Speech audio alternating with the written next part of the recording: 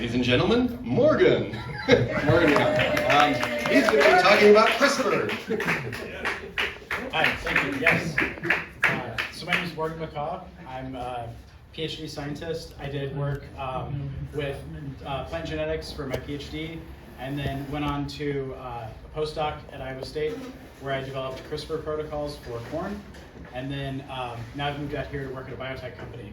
But I've been thinking about this for a long time, about GMOs and about CRISPR. So I could go on forever about this. I'm going to try to keep this short, and I'm going to try to keep it pretty high level. You don't need to know biology to go into this, and hopefully you get something out of it without that background. So just a quick primer on biology, so this makes sense. There's something called the central dogma of biology. So the dogma is that DNA makes an RNA, which then gets converted into a protein. And so that's a generally unidirectional thing, except for reverse transcriptase from viruses can turn RNA back into back into DNA, but generally that does not happen, which is why like the mRNA coronavirus vaccines couldn't alter your DNA. That's what they want you to do. Yeah. So we have the genome, which is in this nucleus here. And so that's all the genes that exist, all the context and all the DNA. You can think of it like a library, and an individual strand of DNA like being a book that you might grab and make copies of to say like, you're gonna make a downhill racer car or something like that. You get the instructions from a book, and then you go build it. And so the proteins are the workers of the cell. So proteins are a long string of amino acids put together, and then they fold up into shapes that can do different things. So there's enzymes that can catalyze chemical reactions. Proteins can transport atoms, small molecules, and other proteins. They can send messages, and they also provide structure to the cell. So if you look at a genome, it has lots of coding genes. E. coli has about 4,000 genes. The virulent ones, or the really medically significant ones, get extra genes to make them more pathogenic, and they're about 5,500 genes. Humans have about 19,500 genes, and then like plants tend to have a lot more genes than that. So like 42,000 for maize, 32.5 for tomato, and so on, as you can see here. So the number of genes you have doesn't make you like better or worse or anything than something that has fewer genes. So what is CRISPR? So I'm going to go over the discovery and mechanism of CRISPR. So CRISPR-Cas is a bacterial immune system. So there's something called a bacteriophage. These little guys over here, when you think about a virus, you probably picture this.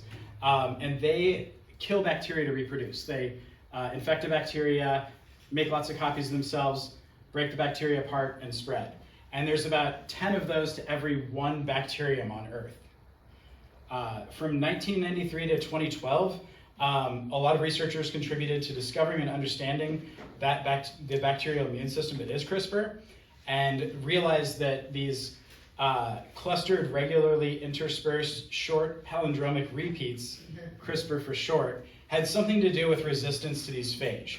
And so what you'll see is they have, the bacterial genome has these short nucleotide sequences that are repetitive, and in between they have these spacers.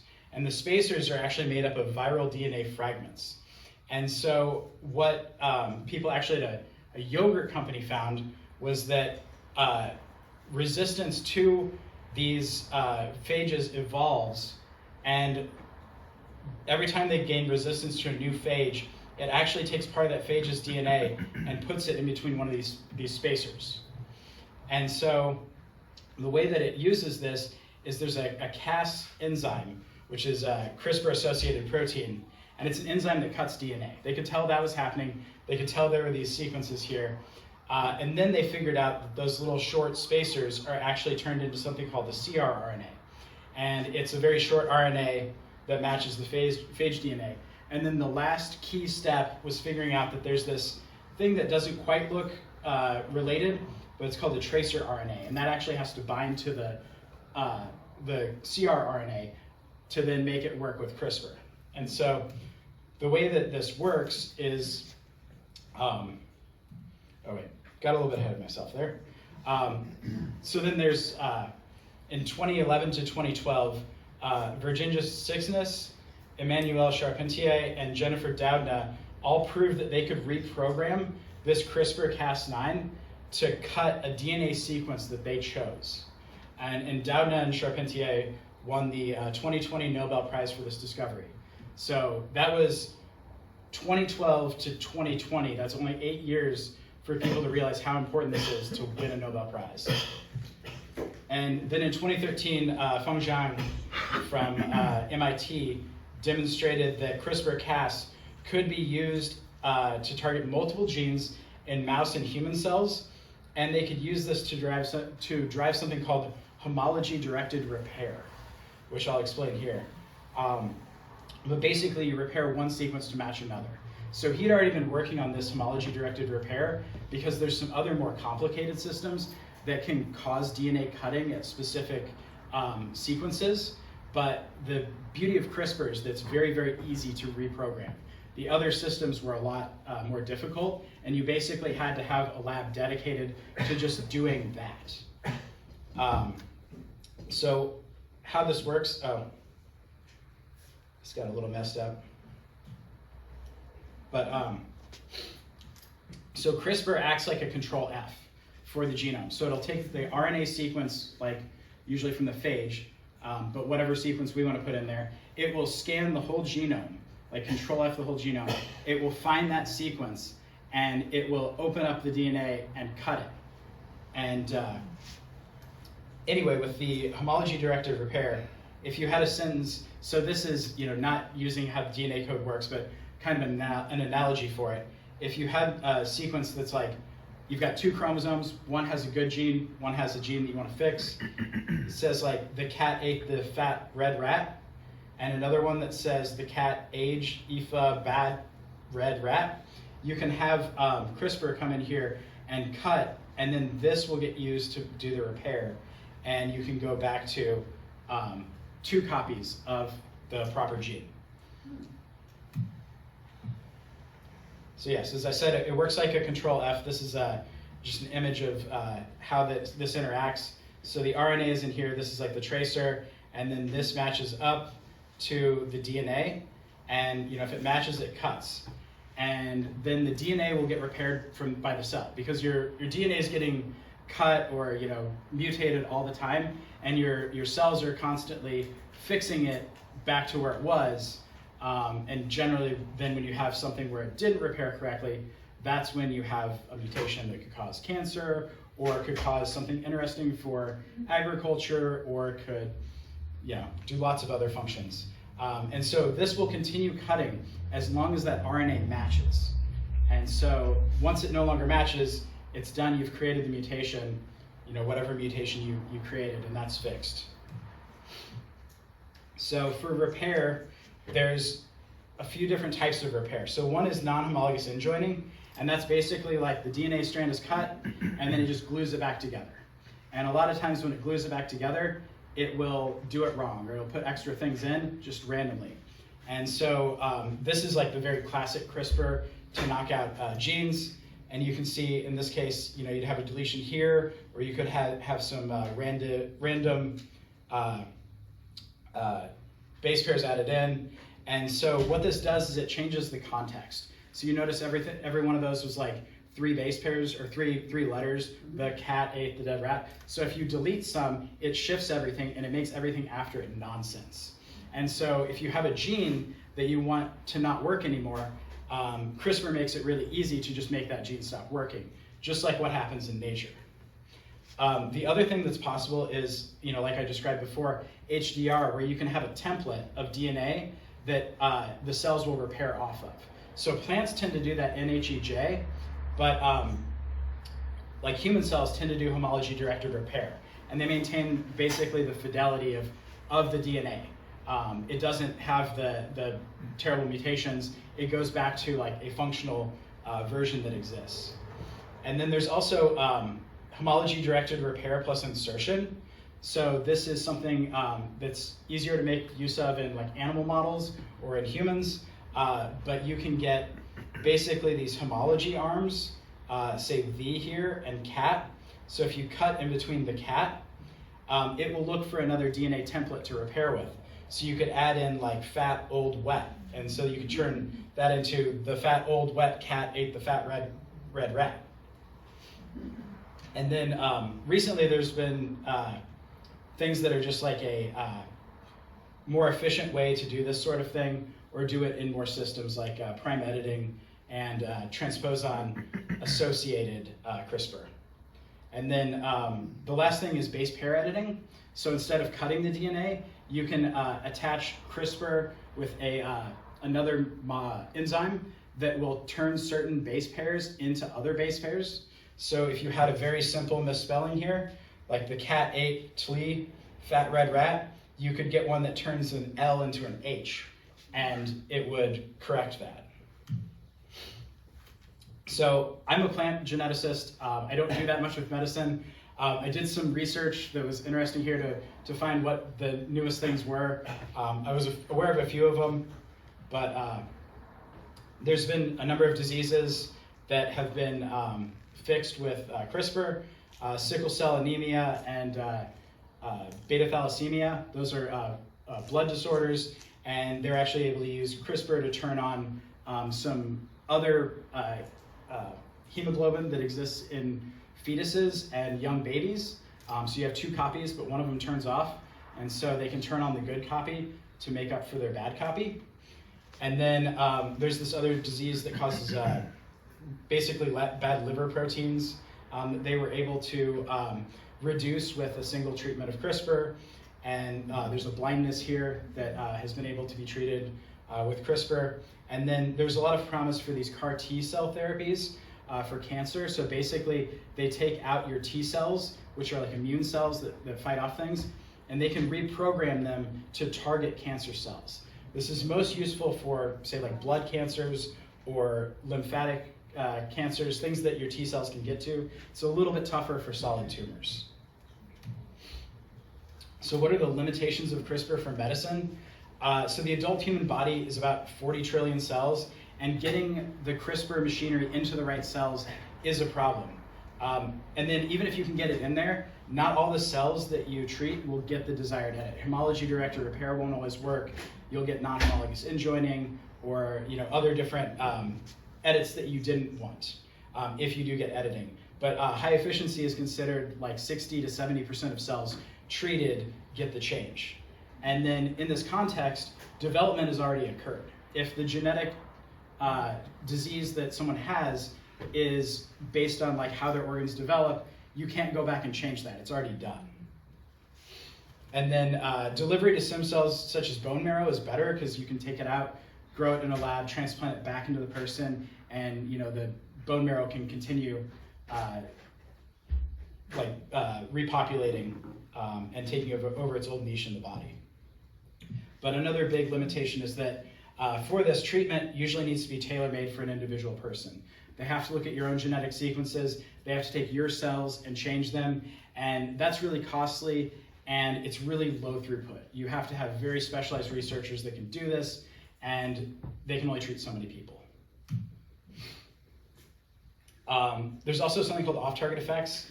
CRISPR tends to cut pretty specifically. It's pretty good about that control F, but sometimes if there's something that's really similar, it could cut that. And if that's in another gene, that could cause a problem for a person. And that's called off-target editing. And so that can disrupt this vital gene function.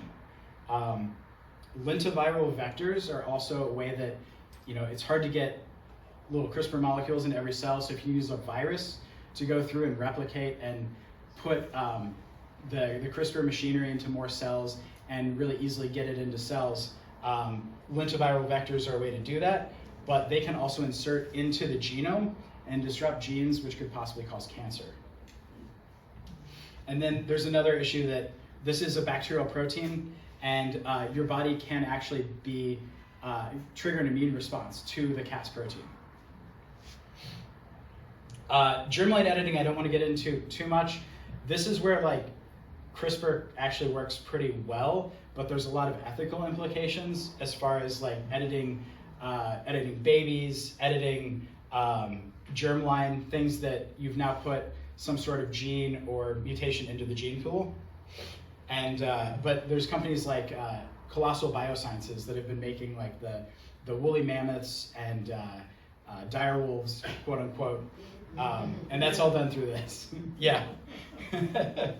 It's a very cool thing. It's just kind of an odd spin for it. So now let's talk about plants, because this is what I work on and what I'm really interested in. So most of the foods we eat never existed in nature. This is strawberry, for example. So there's two wild strawberries here, Fragaria chiloensis from Chile and Fragaria virginiana from eastern North America. And those were sent over to Europe with like potatoes and tomatoes and everything else. And we're growing in a garden in France. Actually, I think it was at Versailles. And they found this bigger, nicer, better strawberry. And it was actually a combination of these two that had happened naturally, but then humans selected for it because it was great. Okay, so does anyone recognize any of these crops? Carrot?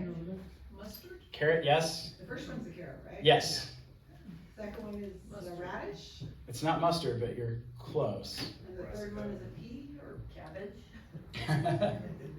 Canola. Nope. Okay, so yeah, it's hard to tell, but the first one is a carrot. The second one's lettuce. You'll actually find this wild lettuce growing all around. It's not very good to eat. It's got really bitter latex. It was actually originally cultivated for seeds. They used it to make seed oil, but then people selected lettuce that you could eat. And then this last one is corn. So this little thing that's like about as big around as a pencil, and maybe that long, is now these giant ears of corn that we grow tons and tons and tons of in the United States. And so those were all domesticated. So this is teosinte here. This is what that plant looks like. It's got lots of branches. It's got these little seed pods. They've got little rock hard seeds that you really have to like smash open with a rock, and you can get very little out of them, versus like this nice ear of corn that you can eat. Bananas had seeds in them, very little pulp. These are tomatoes. Most of the wild relatives are poisonous and tiny and taste terrible, but now you have these amazing tomatoes that we eat today. And then all of this has been done by selection from natural mutations. So there is a baseline mutation rate that DNA is getting mutated at all the time. And as humans, we've selected based on those natural mutations to get things like the corn and tomatoes that we eat today. So people realized what they were selecting for was mutations, and then they also realized there's things that you can do that make more mutations. So there's chemicals that you can use that cause massive amounts of mutations throughout the genome. And if you do that to an animal, it's probably not going to be very good. But if you do that to a plant, the plant might get sickly, but it can survive it, and then the next generation you might find something interesting there. Or maybe even that generation, the plant's still okay. They also do something called radiation mutagenesis, where you have a radioactive source in the center of a field, and you plant crops in circles around it, and you look for interesting things that have been caused by these X-ray, gamma, or fast neutrons. And there's over 3,000 varieties developed, or known varieties that we eat every day that have been developed from this mutation breeding. Including, this is ruby red grapefruit. That was one from radiation mutagenesis. Turned a regular grapefruit into the ruby red version. Okay, so then what if we want to move something from one species to another? So in the 50s, they realized there were things that could breed with each other, and maybe you could take like a resistance gene. This is rust resistance. It's a fungus that affects the leaves of wheat. And this grass, Aegilops, I actually don't know how to say it, is resistant to this rust, but wheat isn't. So we want to move that gene there, but the grass won't cross with the wheat. So what you can actually do is use a bridge species. So it will cross to this other thing that can cross to wheat. So you cross the Aegilops to wheat, to the bridge species, then you cross that to the wheat repeatedly until you end up with just the chromosome that has your gene that you want in the wheat. But now this chromosome can just get lost. So you need to get it into the wheat genome. So what they do is they use X-rays to break the chromosomes and cause this gene from wheat to integrate into one of the regular wheat chromosomes. It didn't just take that gene with it, it took lots of genes with it. And so in this case, you're moving many genes. No one knows what genes got moved.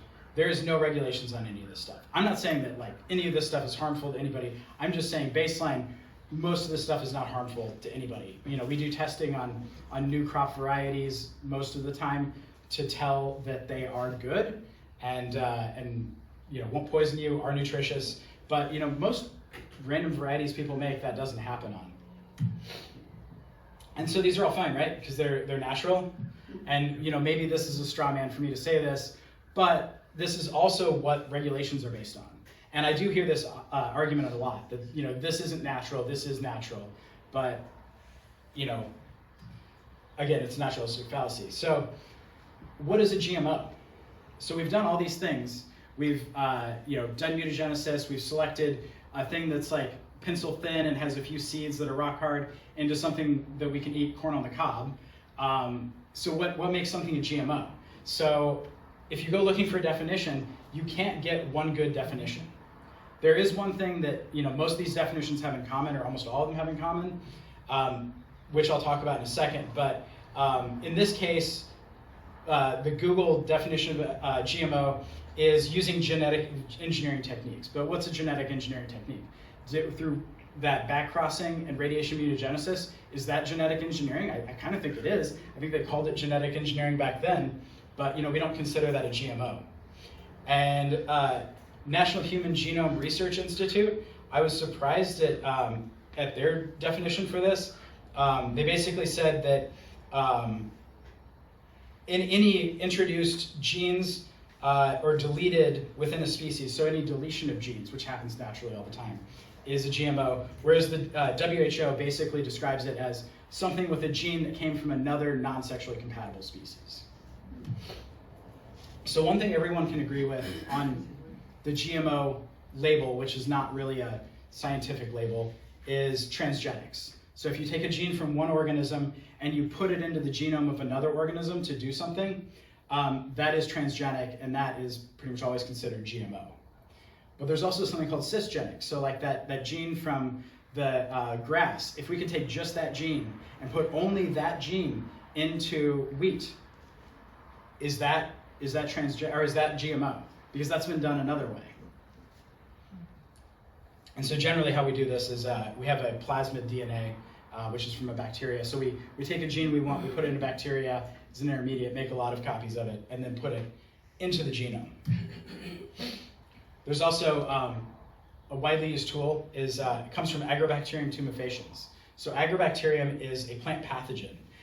It's a bacteria, and it causes these crown galls on plants. And it's bad for the plants, but we found out what it actually does is the Agrobacterium has a plasmid with some DNA that it sends into the plant cells, and it causes the plant cells to divide like this and turn into basically a niche for the Agrobacterium to live in, and it provides them food.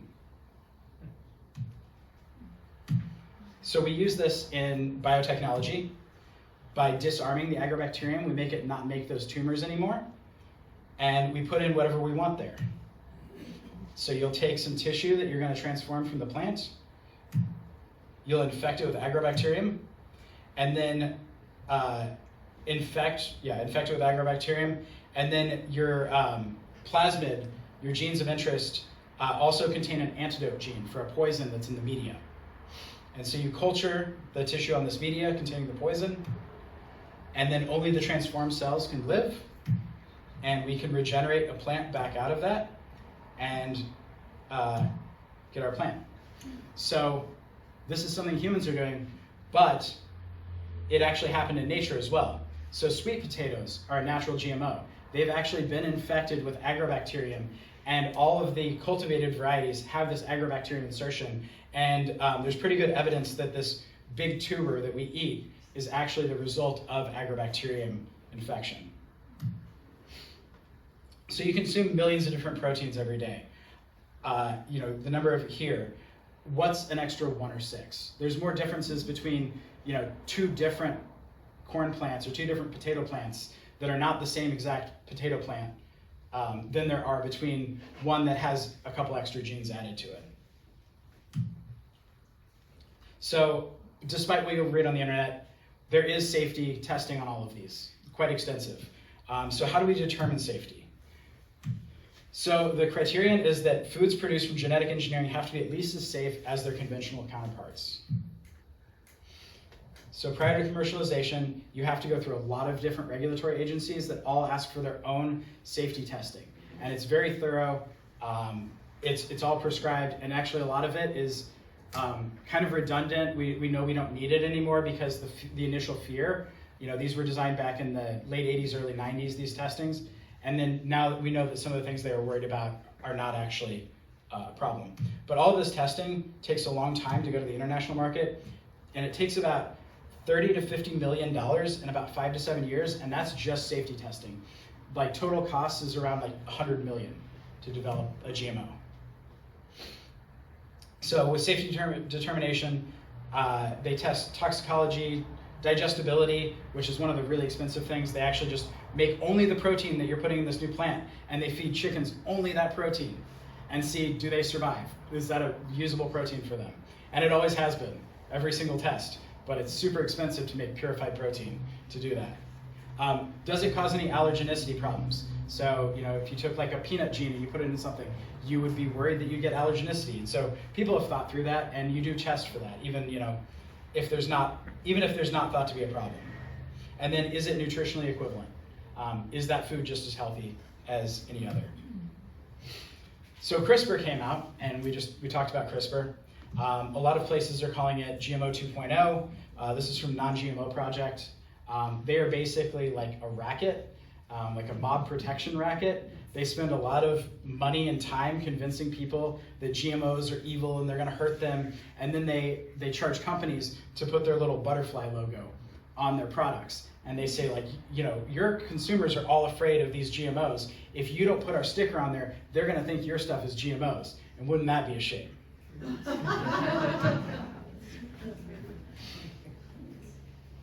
So is CRISPR GMO? And this is where I want to go to just a thought exercise versus, like, you know, what I just did, kind of talking at you.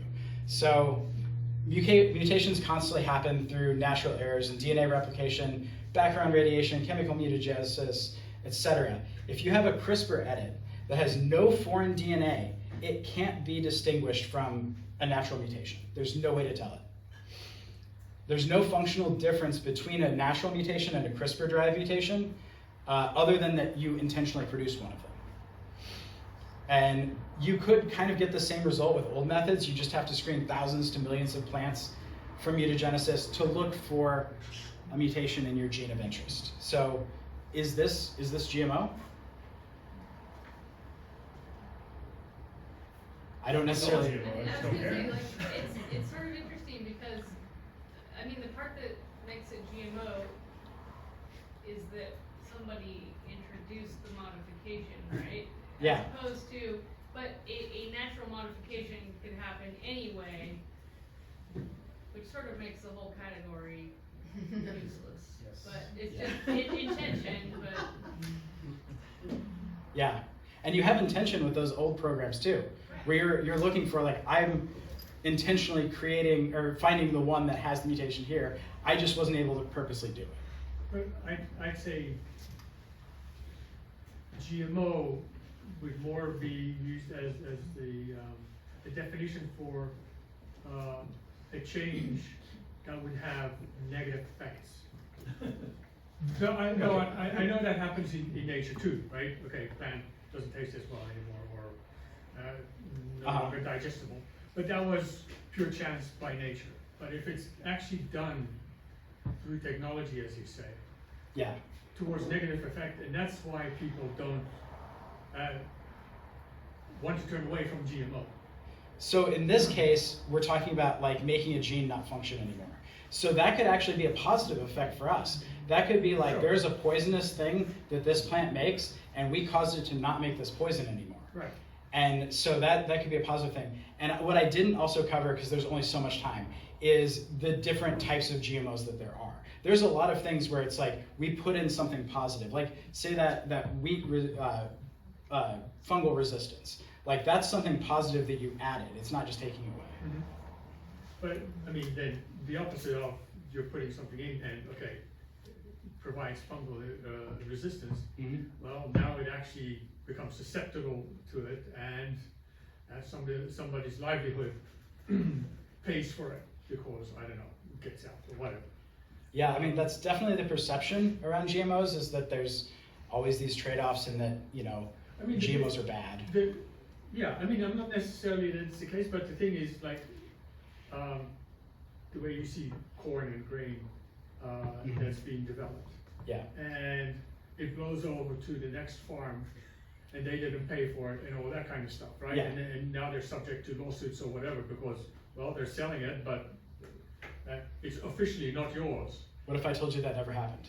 Never happened. It's never I happened. know. I'm just trying to kind of describe more of.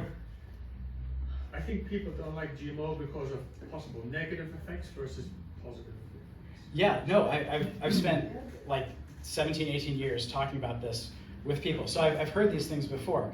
And so the thing is, like, the non-GMO project, USDA organic, or not USDA organic, but companies that sell organic food, they spread a lot of these false information or like misinformation, a lot of times intentionally, to just smear GMOs to make more money off of what they're doing.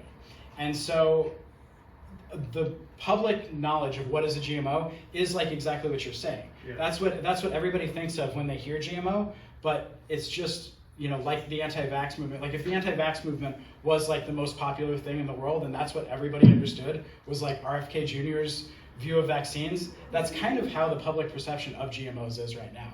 If you look at, the AAAS, American Academy for Advancement of Sciences, they polled all their members, or it was Pew, I think, polled their members and polled the general public, and the difference in opinion between like scientist opinion of GMOs and public was just vast. Like scientists were around like climate change level of agreement, whereas the public was, you know, hardly any of them believed that GMOs were a good thing, and most of them believed GMOs were harmful.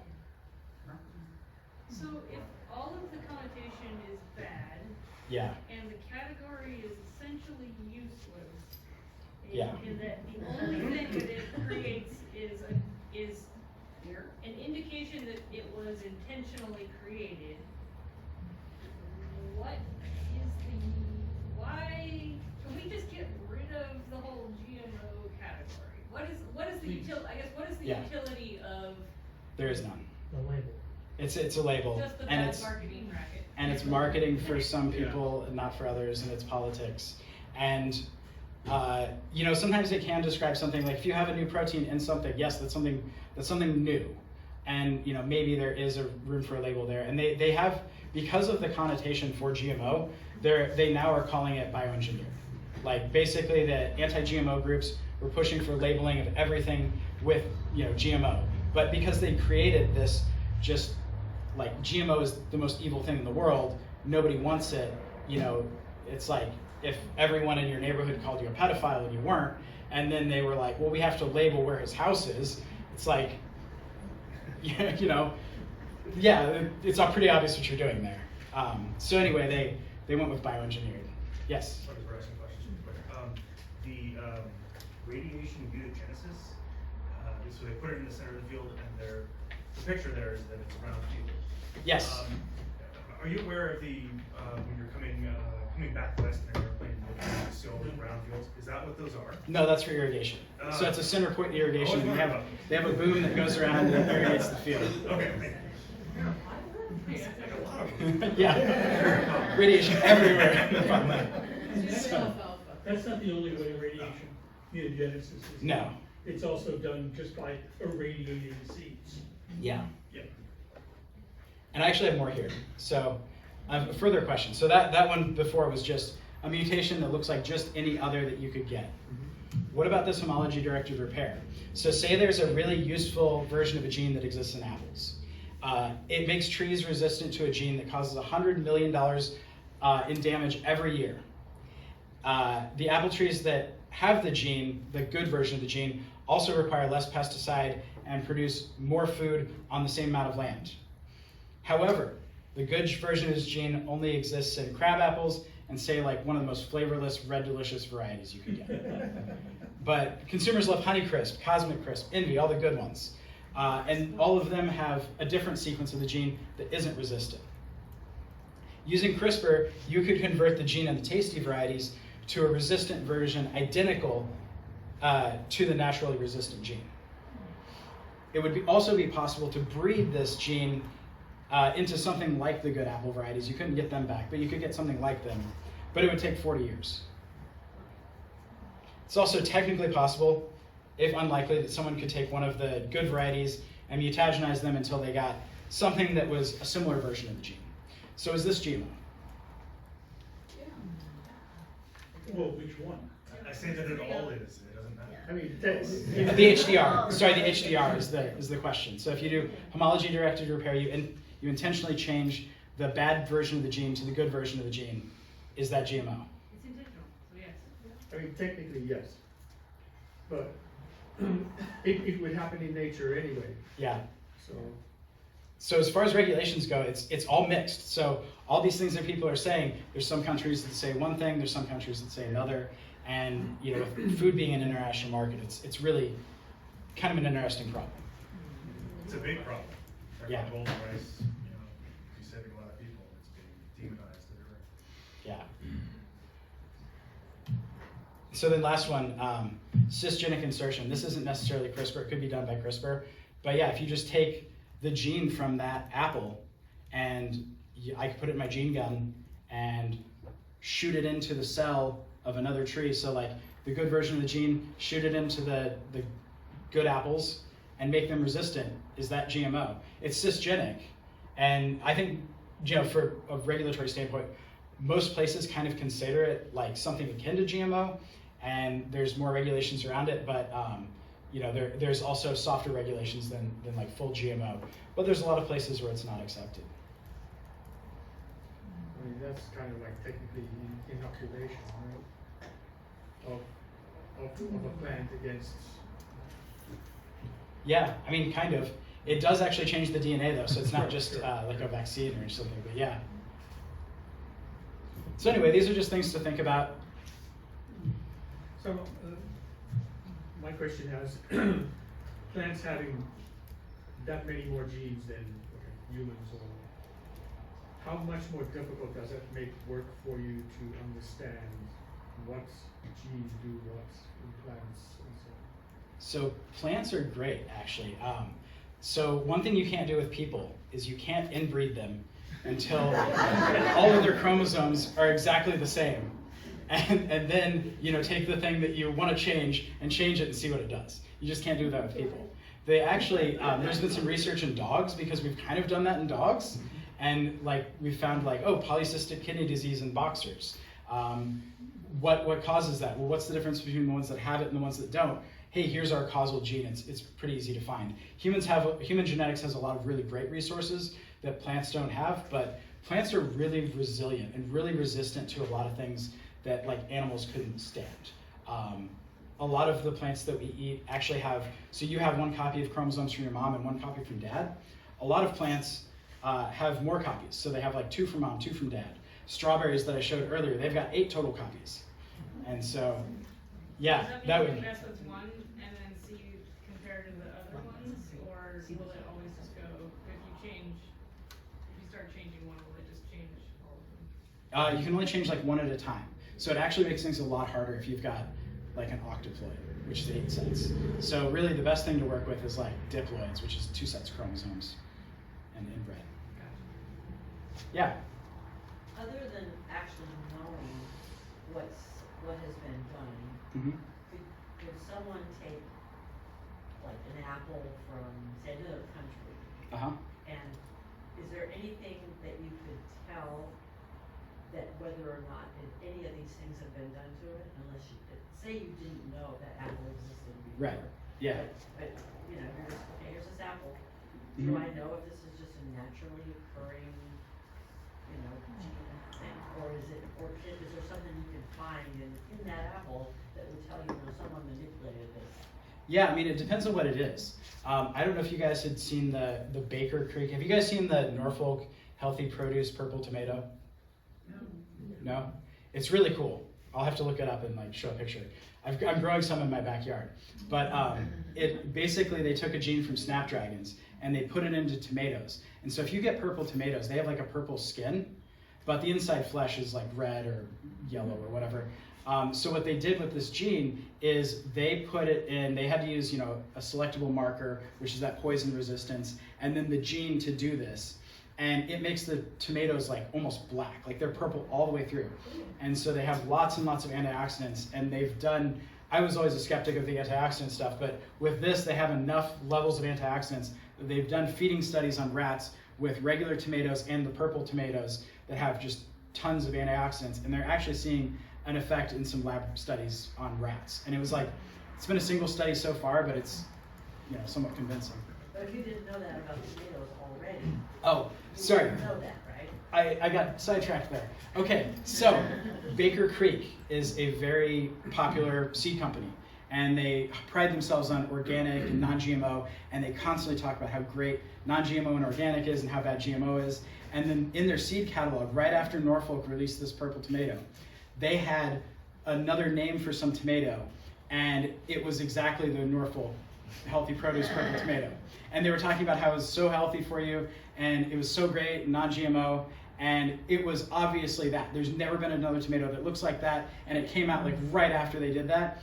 And so they claimed that it was not GMO, and then I was like, well, you could just look at the NOS promoter, which is it makes a gene be expressed, and it's from a bacterium. It's actually from agrobacterium. And so that was used in the transgene that they used to make this thing purple. So I actually commented on their Facebook. I was like, you know, you could just do a PCR for the NOS promoter and figure out if that's there. So you could find it. You could find it. Yeah, if there's things that weren't in the normal genome, most of the time you could probably find them. There are cases of horizontal gene transfer where you could have a random gene from one thing to another, and we do see that. It's not entirely known why it happens, but it definitely does happen. So for a transgenic, yes, I could tell. I could figure out that it is. For a gene-edited plant, no idea. There's no way for me to tell. Yes? Well, I think there's one easy way to tell. Virtually everything we eat is not natural. Yes. It's not its original form. Yeah. So if it's something you bought in the supermarket, it ain't natural. Yeah. Period. Unless it was like seaweed snacks.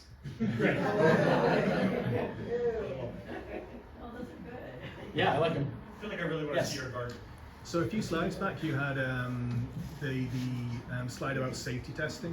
And you Yes. had- yeah, this one exactly. So I think you mentioned that digestibility, nothing had ever failed that test. Yes. How about the other tests? Like what are your chances of passing the safety tests when you go in? I think by the time someone's going to spend $30 to $50 million, they pretty well know it's going to pass. You know, because they do this before all these other studies they have to pay for. They do their own internal testing.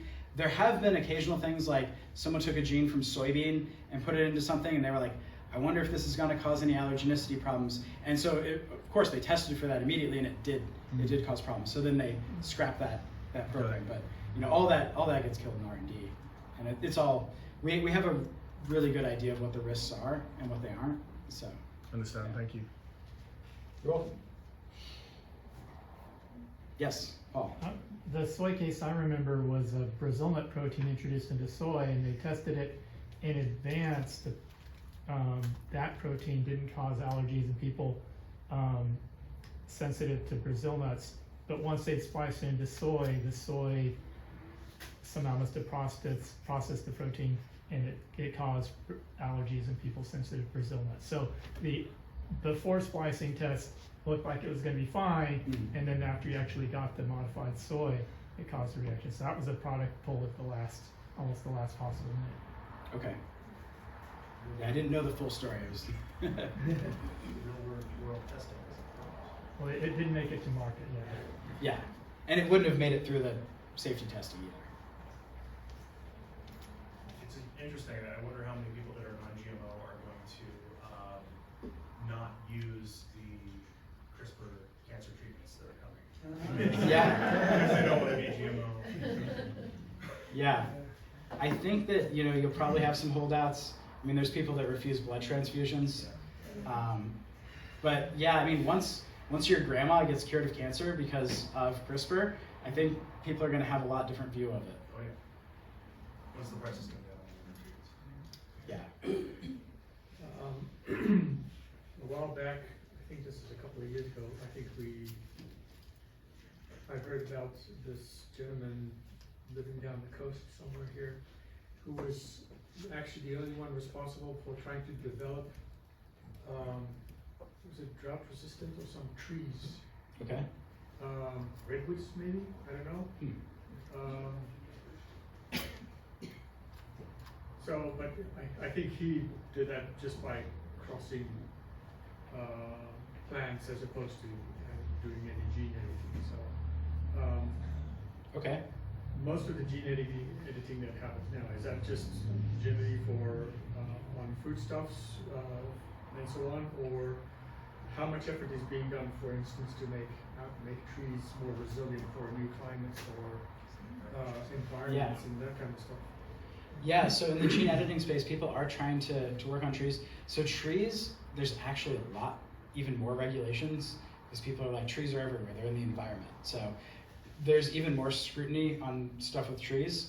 I don't know what redwood thing you're talking about specifically, but I do know a similar project. There's the American chestnut, if people are aware of that. It's it used to be like 60% of the trees in the Appalachian Mountains, and it was a great tree. But this blight came in that was brought over from China, I think, and it it killed off the chestnut trees. And so they can grow a little ways and then they die off. But Chinese chestnut is resistant to this, and people have started a breeding program to make resistant American chestnut by breeding in Chinese chestnut. But if you're thinking about the chestnut tree and the population of it, you're bringing in a lot of genes that didn't exist in that population before that were from China. Yeah. There is also a GMO approach. So basically they realized this fungus, the way that it's killing the trees, it's not doing it as part of its life cycle. It's just making this compound that makes the trees sick. And it doesn't need to make that compound. Yeah. So they've made GMO chestnut trees that basically stop the fungus from making that compound and sickening the tree. So you could take the existing remaining population of American chestnuts, you could put in that one gene, and you could maintain the population as it was, other than that one gene you added in. Yeah, Less that's invasive. a really interesting conversation there, because it is like, which one is more, I would say invasive, sort of, in a sense of like, we're trying to maintain a natural ecosystem and not throw everything off. Yeah. And so you can use these, quote unquote, natural option of breeding, but it introduces a lot of changes. Yep. Whereas you could do a, sort of quote unquote unnatural process to intervene and really probably have a much lesser effect on. But the fungus was introduced anyway, right? Yes. It wasn't that before, so already that was invasive anyway. Yeah. So if you're changing the fungus, then you're you're changing the plant. You're changing the plant to detoxify the thing that the fungus Yeah, the makes. fungus was invasive anyway, so it wasn't Yeah. part of the I mean, the ecosystem. next step is trying to find something against all these, the blight caused by beetles in big forests and so on. Yeah. But yeah, so I don't know how much work actually gets put into it, or is it just small groups that work on that, or? The chestnut thing was, so that's actually possibly going to be released soon. They're doing ramp up of the varieties that they have, and they're getting ready to try to release those. They keep getting pushback from anti-GMO groups, but they're trying to get them into people's lawns to make breeding chestnut populations. It's a good place to start. Yeah. Susan. I'm just wondering about the cancer research, and how long is it gonna be before we Yeah. talking 20 years or? I don't know. We've gotten some things like that. The CAR T therapy is pretty promising. There can be like immune reactions to it that can be pretty bad. It's also sort of limited to where those T cells can get to. So if you have like a solid tumor, you know, maybe it can get to like the blood vessels of it, but it can't get to the rest of it. And yeah, it's not my area of expertise, but I think a lot of people are focused on it. And it just takes, you know, one big breakthrough to make a change. Yes. I was just reading like 2 weeks ago that there's a treatment to slow down Huntington's disease. Why can't Oh yeah, I heard about that one too. Why can't they just? What disease? Huntington? So again, you have so many cells. I assume this is like brain cells that are doing this. So you have, you know, so many cells, and how many of them do you have to actually change to get that to not progress? So you have to find a way to get the CRISPR into those cells. So like, you know, you can use those lentiviral vectors that can actually spread, you know, cell to cell, but they can integrate. But also, you know, you're trying to make a change. If you're trying to make like a non-homologous injoining change, where you just like knock something out, about 66% of the time that you get an edit, it will knock that out. So I think Huntington's is actually like a gain of function, I think. I think it's like a weird protein that if you could stop, no, it's not. So Huntington's is caused by a trinucleotide repeat that has thousands of repeats, and it grows every generation. Okay. So that's why you can be born with it, and it doesn't mess up your neurons till late in your life as the brain cells develop. But the treatment is essentially a cure, but it requires brain surgery to get to the population To deliver cells it. that need it. Yeah. Yeah. But it effectively quadruples the lifespan of the patient. So if you could normally live with this for 20 years, yeah, you now live with it for 80 years. Yeah. And if you don't get it until you're in your 50s, you're cured. Yeah, that's great. Yeah. SGU. SGU. So you just need to cut out like 20 repeats that are too many. Cut that out and you're done. Yeah, or you know, if you had guides that targeted those repeats, if you have like 2 cuts, you can snip out that thing, so it could constantly be acting. Yeah, I don't know enough about that one to speak authoritatively on it, but yeah. So a lot of the problems for the moment for all this is delivery methods. Yes. Of getting it to where it's needed to. Yeah. Disinformation. I think, as far as like human medicine goes, I think that the disinformation is a lot less of it, because like if somebody's desperate, you know, as we've seen in the skeptic community, they'll try anything, whether it's going to work or not. Right. Thanks. Apparently,